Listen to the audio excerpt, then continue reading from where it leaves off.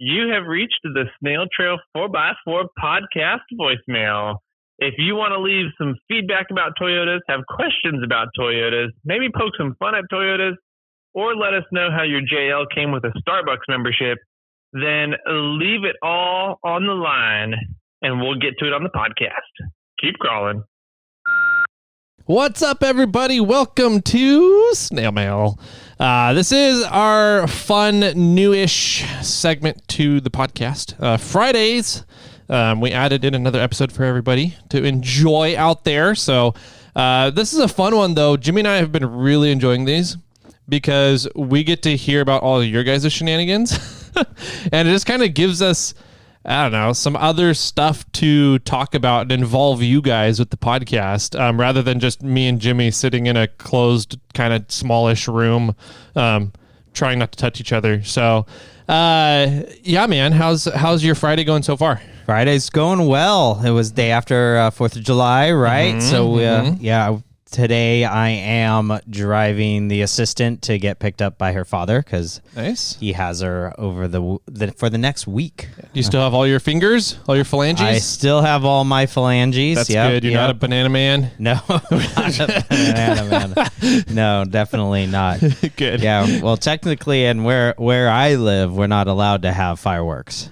Oh, okay. Which makes sense. But we went down to my buddy's house down in Monterey area, and we were up on the side of a hill with lots of watering cans and hoses around and had some fun. Sweet. We'll talk about that on Thursday's episode. Yesterday's?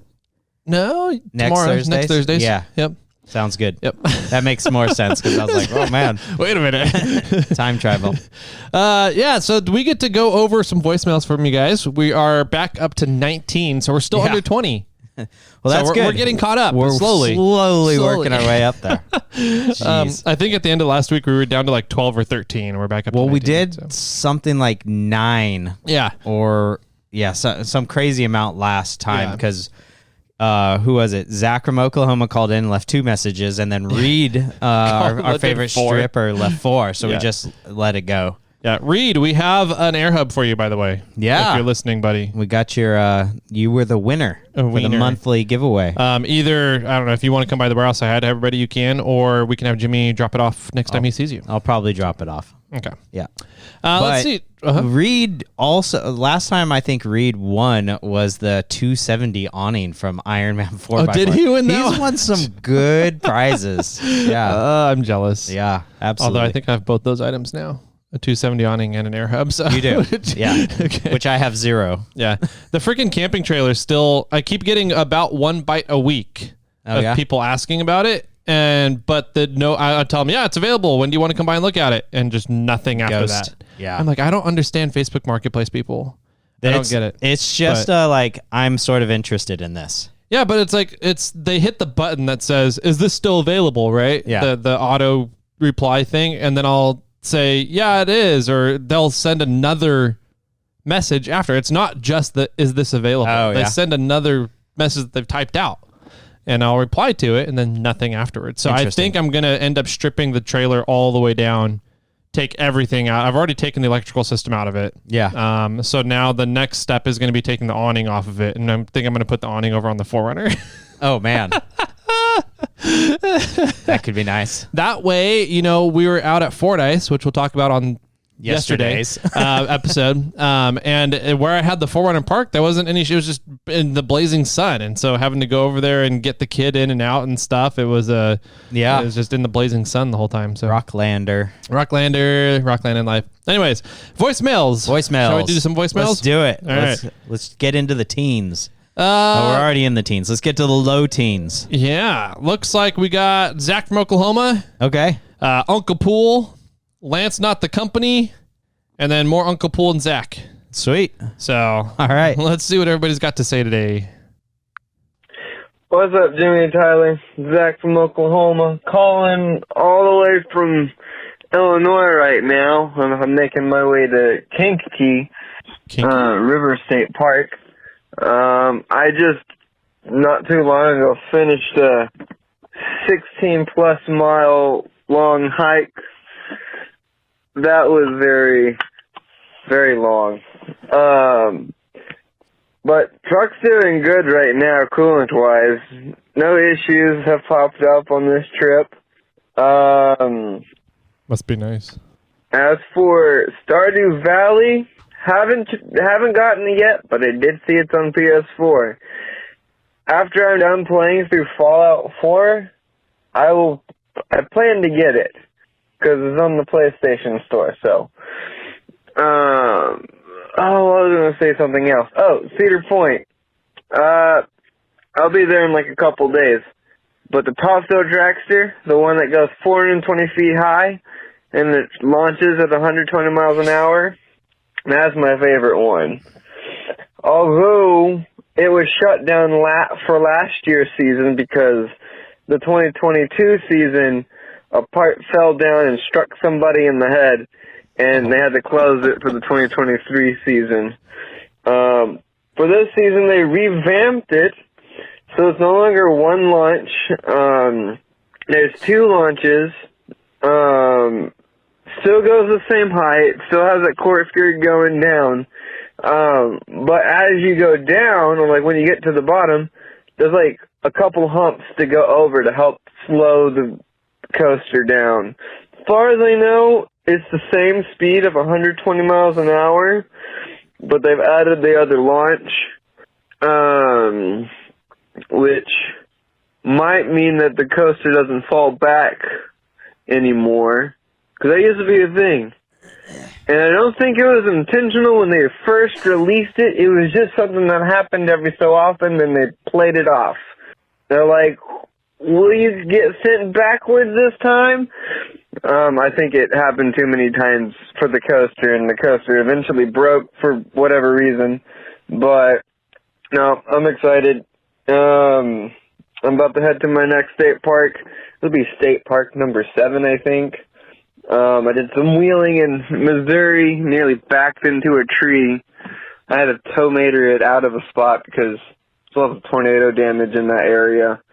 It's over close to Bentonville, Arkansas, and... Oh, got cut off. Next time. Yeah. My phone's been acting weird. I don't know why it cut out, but anyways, I just wanted to end with keep crawling. Catch y'all later. Y'all have a good day. I'm going to keep trekking. It cut off because you hit the 3-minute mark. 3-minute mark there, Zach. 3 minutes. That's all you get. First off, if you want to launch at 120 miles an hour, just get in a Tesla or a Rivian. They'll do that just fine. It's awesome. Yeah. And you can do it as many times as you like. True. I'm wondering if it's as fast. I don't know. CJ with a CJ, call in. Let us know. Because I don't remember the details on that. Yeah, I mean, well, it's something like 2 seconds, isn't it? To 120 miles an hour? Oh, to 60. Yeah, the Rivians and Teslas are 0 to 60 in about 2.3, 2.5. What was the name of that coaster that he said? The one that... I don't Did he say it? I want to look it up, or have Brian look it up. So just look up Cedar Point launch coaster. I don't know. So Top Thrills. It's the have a need for speed, get revamped in 2024, and buckle up as Cedar Point introduces Top Thrills 2. It is the world's tallest and fastest triple launch coaster. Launcher coaster? Okay. Yeah. It goes 420 feet into the air. Mm-hmm. It goes 120 miles an hour, and the whole ride is 2 minutes, I think. So how fast is the launch, though? That's what I want to look I want to know the acceleration numbers. All right, I got it. Top Thrills Dragster 2 goes 120 miles an hour in 3.8 seconds. So that's about double the 0 to 60. I mean, it's about the same rate as 0 to 60 in 2.5. 2-ish seconds, yeah. Roughly. 3.8. So, yeah, no, that's quicker. All right. Yeah. So it's that same acceleration, but twice as long. Yeah. More or less. Yeah. And I don't know if the Tesla can continue that. Yeah, I don't know what their 0 to 120 is. But here we go. Brian, look it up. 6 seconds. Okay. So it's 0 to 120 miles an hour in 6 seconds. So it's 35-40% faster acceleration. Yeah, and I'm not sure which Tesla that is. I just typed in Tesla 0 to 120 time, and that came up with 6 seconds. A whole graph of it. So yeah, nice. 6 seconds. Okay, so there you go. Top Thrill 2 is 35 to 40% faster acceleration than Tesla. We're here to answer the hard questions on SnailTrail4x4, which it's a lot of fun. So that drags, and yeah, you just zoom up, and I'd want to say I do remember like people riding the coaster and going up and then coming back down and being like, "Oh, I hope I'm on that one," because then you get to launch twice. Hoping on that one? Yeah, because they launched and it didn't make it all the way up over the top of the crest to come back down. Oh, it would launch see. And then not make it to the top and then reverse back to the start. Oh. And then they would launch them again. Okay, I didn't realize how that coaster... I assumed it was like Superman. Where it was just up and down? Yeah. No, so it launches up and then it does when you're up like vertical, more or less, perpendicular to the ground. Anyway. It does a arc, okay, and then it does a corkscrew on the way down, and I guess they added some humps, okay, and then it lines back up, okay. And so what Zack was saying, and I remember this, is if they launched, it doesn't make it over the crest at the top, it reverses back into its spot. Okay, I was going to ask about that. I was like, why would it go? What's the point? I mean, the ride goes backwards because it's like Superman. Yeah, no. So what do you mean? So anyway, that makes more sense now. Right. So in that ride, are you in a sitting cart? Like, are you in a car or are you like in a harness dangling? You're in a cart with a harness. Yes, yeah, I assume. Yeah. There's it's a dragster themed thing. Got it. Right. Okay. So you're like in a car, you got to full that like ratcheting thing that goes over to your shoulders and everything. Because at some point you're either all the way back against your seat or you're leaning up against the harness as you're going down.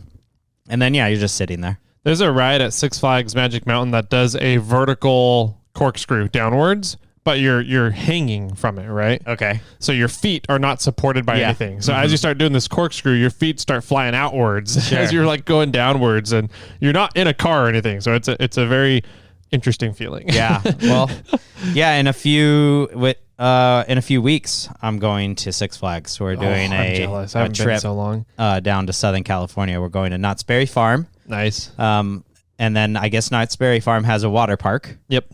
And so we're going to go to Knott's Berry Farm one day. We're going to the water park the next day. Then we're driving that afternoon to Six Flags, spending the night, going to Six Flags all day, spending the night, and then driving home. It's going to be a whirlwind of That'll be a lot of fun, though. Yeah, of a time. But that's we have like a solid week with the mini assistant, and we're going to take her to go do some fun things. I miss Six Flags. When I lived down in Visalia and Tulare, I had season passes every year to Six Flags. Okay. Because it was only an hour and a half away, right? Yeah. So it's kind of like the Fordyce for now. Right now, Rubicon and Fordyce for me now. But I would just go down early in the morning and get there before the crowds show up at 7, 8 a.m. And then by noon, I've ridden everything I wanted to ride. Yeah. And then just leave as all the crowds are getting there and starting to get all busy. So, and I would do that once every couple weeks. Yeah. In high school. So it was fun. Cool. All right. So thanks, Zack, for calling in. Fun to hear about the revamp on that coaster. Let's see. So we got next one from Uncle Pool.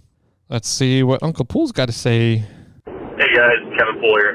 Hey, I had a good reminder since you guys are talking about abrasives this month, and I heard you guys briefly mention stainless steel. I deal with stainless steel on a daily basis, and it always amazes me how many people don't actually know basically about contaminations on stainless.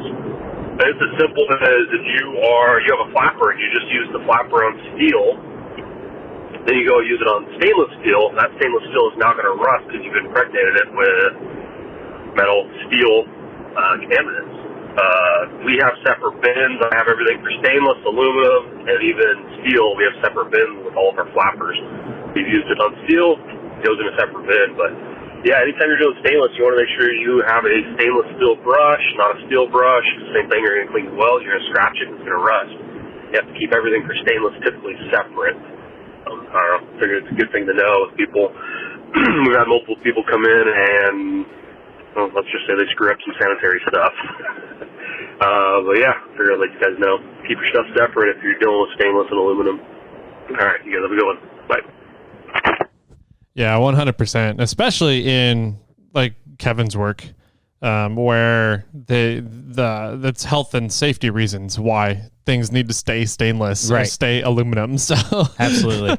Yeah, I had a few people message in after the Walter talk with Corey, and they said they make abrasives now or cut discs now that work on all these different platforms. Yeah. But as soon as you use it on one, you should not use it on the other ones. Correct. Because now you're contaminating or you're cross-contamination from material to material. Yeah. So the benefit is your inventory, unused inventory of discs and flappers could be one SKU. Correct. And then once you pull from that inventory to do a stainless job, and then like Kevin said, you throw that disc then into the stainless bin. Yeah, to use again. To use again later from the stainless bin. And then you have an aluminum bin and a mild steel bin and kind of thing like that. So that's the benefit, and that's what Corey was talking about. He was not...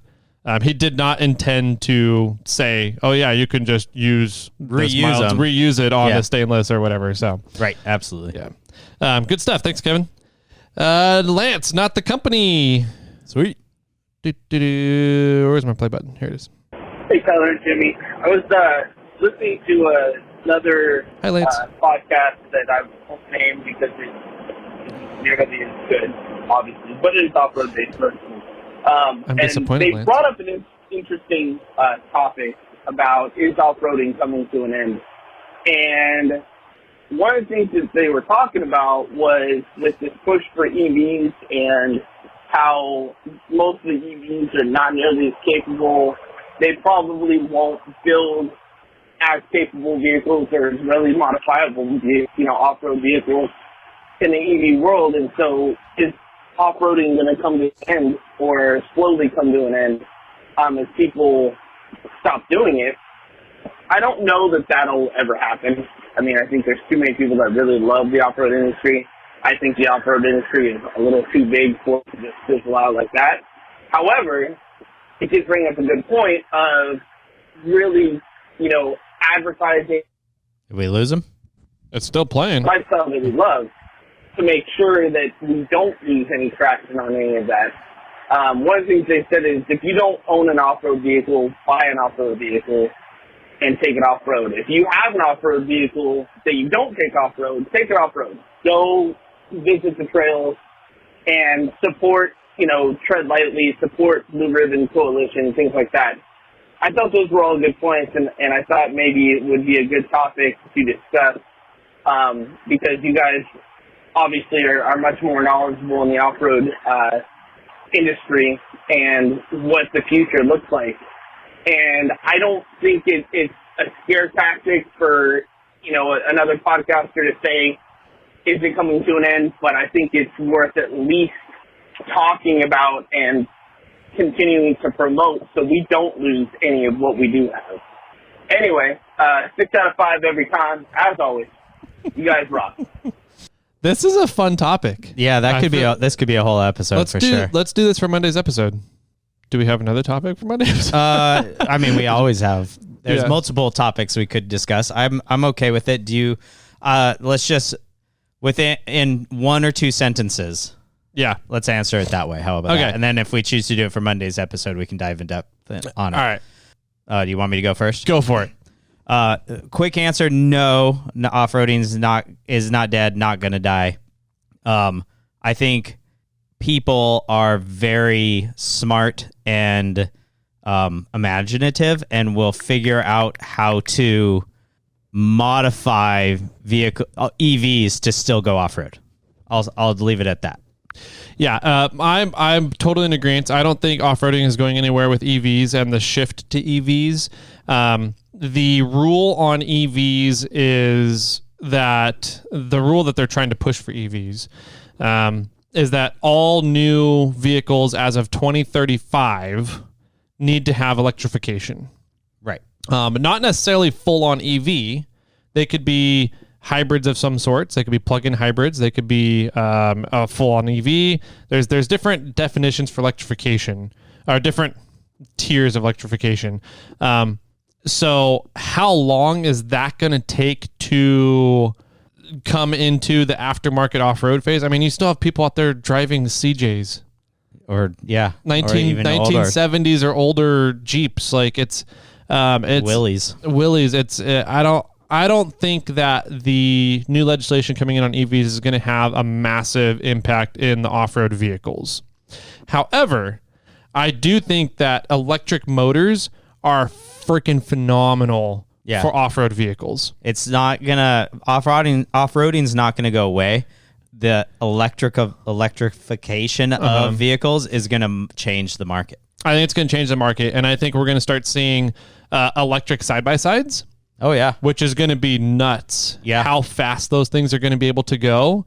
And I think we're gonna start seeing more electric off-road vehicles, like what help me out, Ultra 4 driver 40. I know exactly who you're talking about. That Kyle was his name.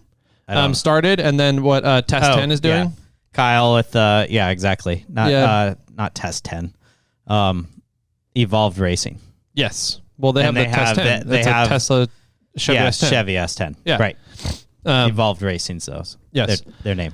Oh. Yeah, Kyle with the 4Runner. Yeah. And then there's the guy that did the electric FJ80. Mm-hmm. So, and there's Jimmy. Yep, that's right. There's a few electric Samurais out there. Yeah. Electric is an awesome off-roading platform. The trick is just how do you refuel Absolutely. while you're out in the wild, right? Yeah. You can't just carry a gas tank with you, more gas can with you, more batteries. It's not feasible. So that's the hurdle we have to come over. But electric motors for off-roading, they're awesome. Instantaneous torque for off-roading, it will be rad. It's awesome. Yeah. So, all right, leave it there. We'll leave it there for now. Okay. We'll probably attack that. I think that will be a very interesting topic to discuss. Yeah. Whether it's Monday or a future Monday, we'll probably go over that. I added it to our list of topics. That's what all the beeping just was? Yeah, exactly. Okay, sorry. All right, Uncle Pool called back. Okay. He called back twice, so I'm wondering if he no, he didn't time out. Let's see what he's got. Hey, Tyler, Jimmy, Kevin Cole.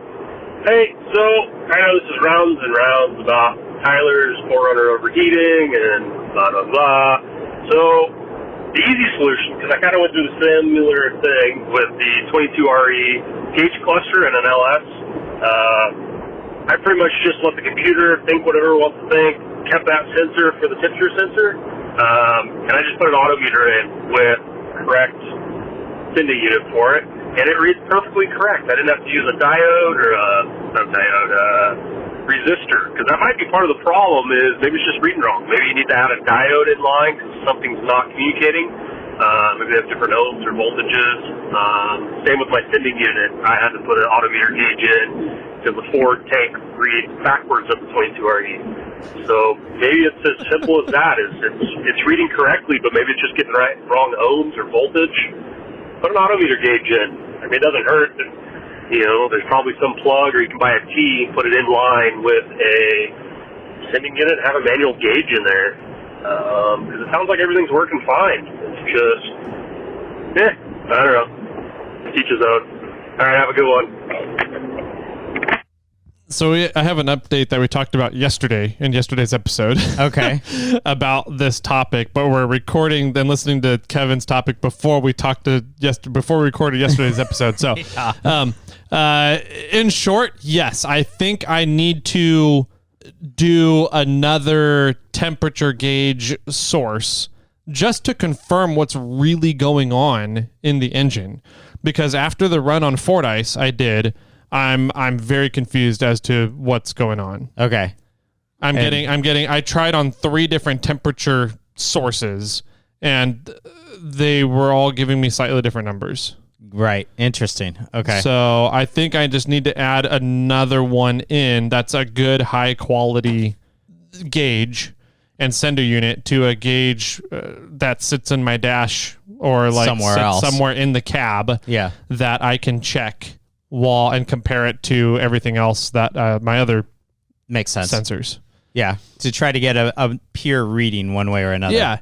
Yeah, because we talked about it yesterday. So we talked about it yesterday. If you want to know more about that, go listen to yesterday's episode. Yeah. All right. Uncle Pool called back again. The quick one. Oh, hey, Jimmy Tyler. Hey, just FYI, Rovers suck. Thank you, Kevin. Love it. That's funny. All right, so next one, Zack from Oklahoma again. Looks like he was in between his state park runs. We'll see what he's got to say. Still Maybe going. an update. Maybe an update on his state parks. What's up, Jimmy and Tyler? This is Zack from Oklahoma. I'm calling while I have connection right now. I'm about to do the Vinton County Tunnel Tour here in Ohio. But I just listened to the most recent episode with Nate, and mentioned venomous snakes in Oklahoma. I looked it up. There's about 7 venomous snakes in Oklahoma. There's like 3 variations of rattlesnakes, water moccasins, and a bunch of other ones. I also looked up Texas just to compare stats because I'm still a Texan at heart. There's only like 4. And yeah, that's not much. But Nate, you should either solid axle swap the Tacoma or do an I-beam suspension. I don't know. I wouldn't want to see a Tacoma die. But I get it. You got to weigh your options. I'm about to go do this tunnel tour and try to smash through 5 hours of trails, and so I can get to Coomer Ridge next. But y'all keep crawling. Have a good day. Thanks, Zach. Thanks for calling in. Did he call right back? He did not. Okay. Yep. While he was talking, I looked it up. There are 33 species of snakes in California. Okay. 6 are venomous. Ah, that's more than I thought we had. Yeah, me too. I only really knew the rattlesnake, which it was funny because I remember when we were talking to Nate and you brought up the diamondback. The Western diamondback. Western diamondback. And then I was like, yeah, and we have the rattler. And then I was like, wait a second.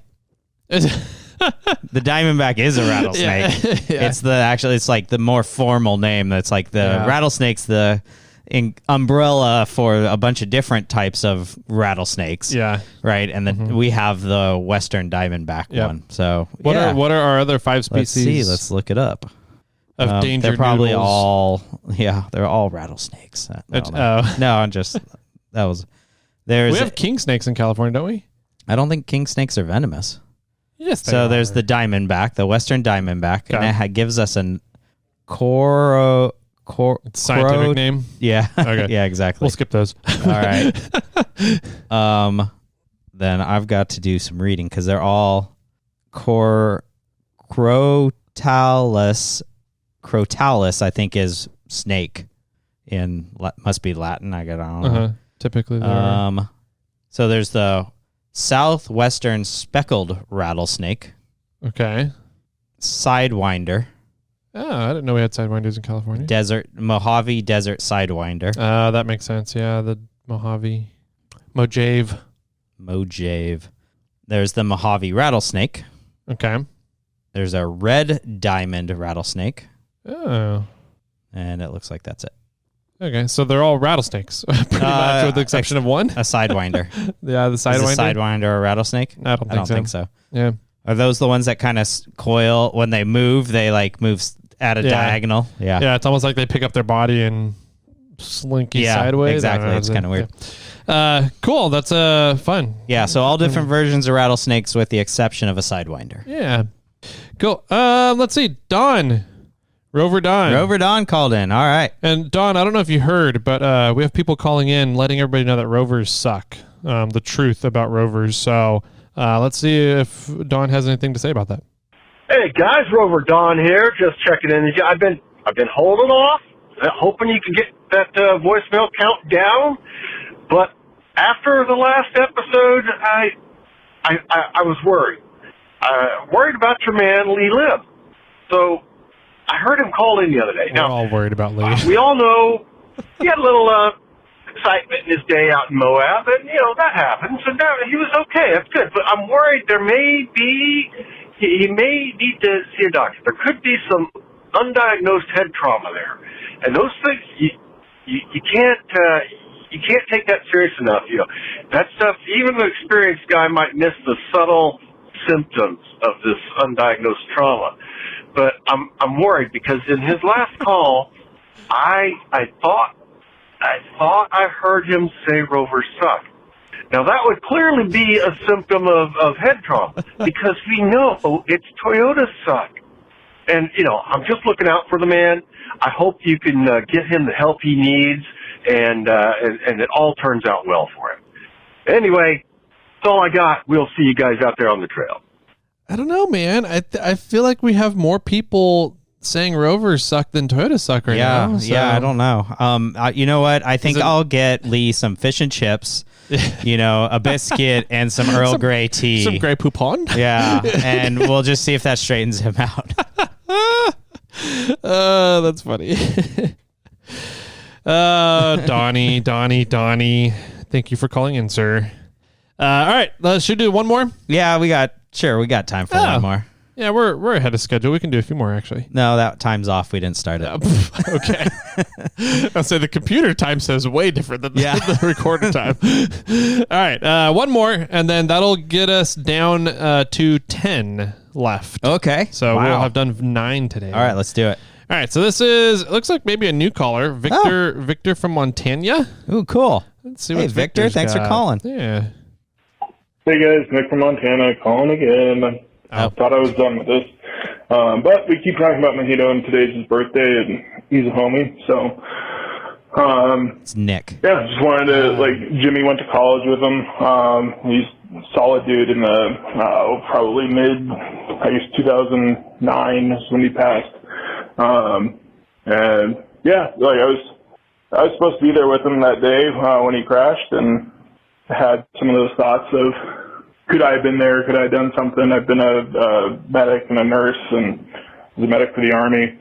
And the answer is no. And to anybody kind of going through those same things, I want them to know that you did the best that you could with the knowledge you had at that time. And maybe the next time it won't happen. Anyway, that was all. Talking about the ambulance build, we kind of touched on that. You guys want to check it out, Ramsey Racing on Instagram.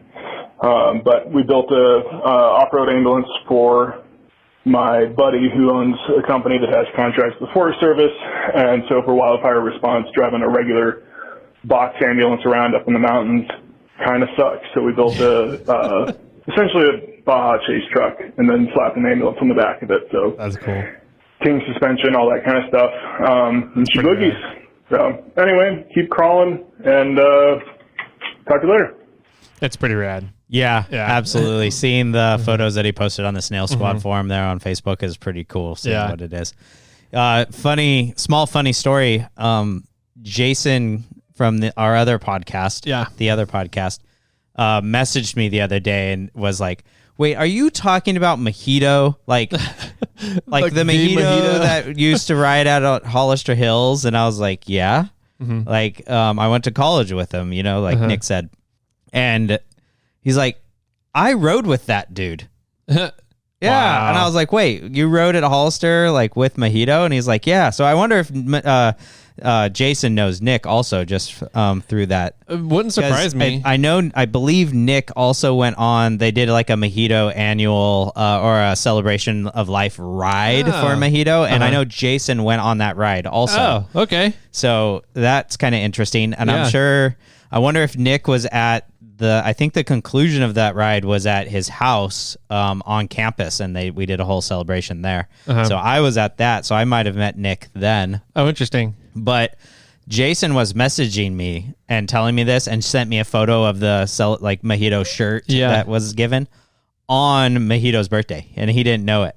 Oh, wow. So I was like, dude, it's funny that you're connecting with me so on this day, because today is actually Mahito's birthday. Yeah. And he's like, "What?" And then now we have Nick calling on his birthday. So and Jason was at Hollister that day. Jason was at Hollister that day. He was actually riding somewhat with Mahito, and they all went out and did some trail together, and the group that he was with was ahead of Mahito's group, and then got to the back to the cars or whatever, and we're hanging out, and they're like, "Wow, they should be back by now. I wonder what happened." And and then they found out what ended up happening. Yeah. Small story short, from what I understand, is that his throttle got stuck on a corner, launched him off. And if you don't know Hollister Hills, they're hills. They're hills and tight corners. Hills, tight corners, tall.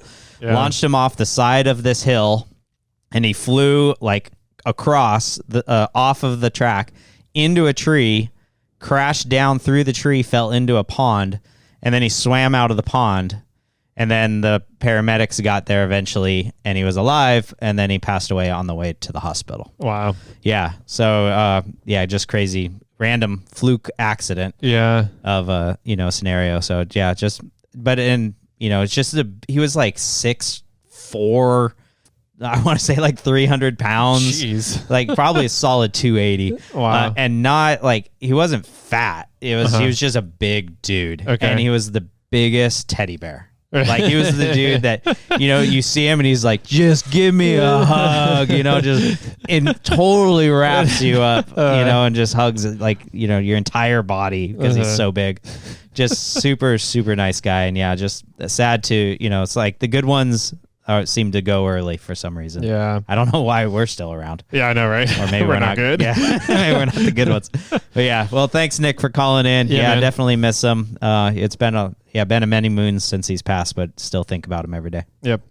Well, cool, man. I do know Nick touched on something that I think is important to just let people know out there that survivors' guilt, sure, absolutely, is a huge thing. And a lot of times it's just that if you look back on it, you could, hindsight's always 20/20, but I mean, you do the best you can in a situation. And if it doesn't work out, you can't beat yourself up over it. Absolutely. Yeah. Yeah. I mean, you're only, you do what you do in that moment, and that's all you can think about and handle, and you think about even like car accidents, you think about like, well, I wonder what would have happened if I swerved this other way. And you're like, well, you don't know. Like, and you can't figure it out because it never happened that way. It's like you can think about it, but don't worry about it. Don't stress about it. It is what it is. Yeah, and that comes down to our hobbies that we do, right? Mm-hmm. We do active risk mitigation while we're out playing around with vehicles and OHV recreation, and we do the best we can with risk mitigation. And sometimes freak stuff happens, and we as OHV recreationalists understand that those risks are there. And we accept those risks. Hopefully every time you go out, you're willing to accept the consequences of whatever happens. And you just do whatever you can to mitigate the risks in the first place. And if something crazy happens, then, if it's my time to go, it's my time to go. Yeah. I went playing around with my vehicle the way I wanted to. So yeah. Absolutely. Or drowning in a rapid. Yeah. So my biggest fear, though, is always hurting somebody else. 100%. Right. That's what I always try to protect myself. Yeah. I think about myself hurting somebody else, and then I do actions to prevent me from hurting other people. Yep. That's a good way to think about it. So yeah. Cool stuff. Thanks for calling in, Nick. Yeah. Hopefully we hear back from you again. So I think that's it for today. Sounds good. We'll call it there. We got through 9. Okay. We're down to 10. Down to 10. We'll see how many we get over this week. Sounds good. I guess everybody have a great weekend. Yep. Have a happy holiday weekend. Mm-hmm. Yep. Have some fun out there. Be safe. And we'll see you guys on Monday. Don't light any fires. Yes, please don't. And hopefully keep all your hands. Keep crawling, everybody. The number you have called has been disconnected.